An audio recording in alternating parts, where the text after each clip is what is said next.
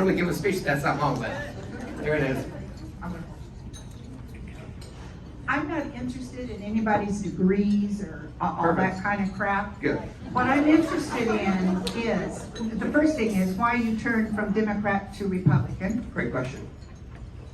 Okay, let him finish.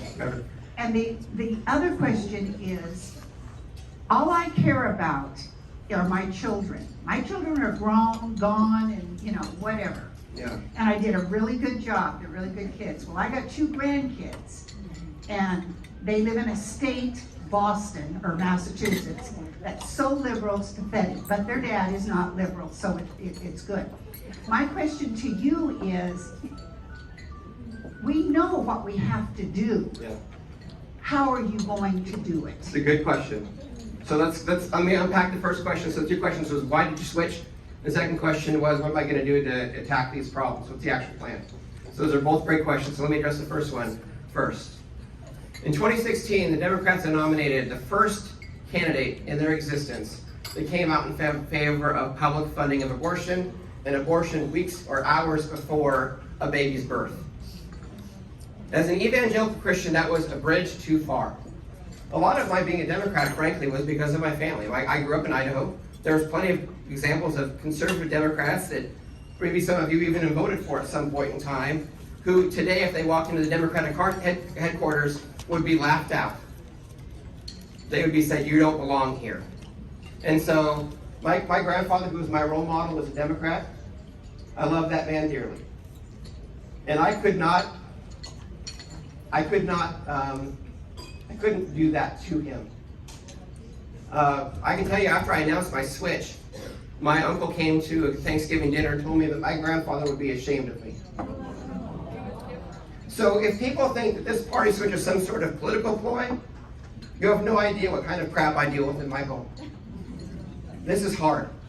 And I deal with it on a daily basis. My stepdad was at my house yesterday, or 2 days ago. And he said, have you really gone crazy? My stepdad's the kind of guy that gives money to Maxine Waters for a re-election campaign. Right? And so, this wasn't an easy choice, but it was what we had to do. It's the right thing to do for my kids. And that's what this is about. As far as how we're going to address these problems, I'm going to be really brief. We have to lead. We have to stop caring what the people think that live in Boise, that control Boise. We have to set up 14 regional offices throughout the state of Idaho to listen to parents and ask them what they think, and take those positions out of Boise and bring them throughout the state so that you can actually have somebody listen to you, so we can actually get to the brass tacks instead of just assuming that we know better. We have to stop being afraid of Ed Inc. and the teachers' unions and all the folks in the ed establishment who are going to come attack us.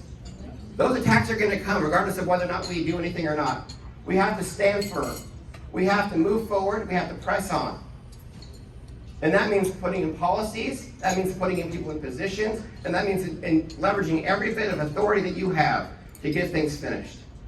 And not caring about whose feathers you ruffle, which enemies you make, but doing it because it's the right thing to do for kids, and it's the right thing to do for parents. That's how you get this done. There's a battle waging for the soul of this country, and the epicenter of that battle is our schools. You have to have a warrior when you fight battles. I may not be the right candidate in every election cycle. This year I am. This year we need a warrior. And that's what I am, and I appreciate your support. My name is Brandon Durst. I appreciate the opportunity to be here. I look forward to waiting for you.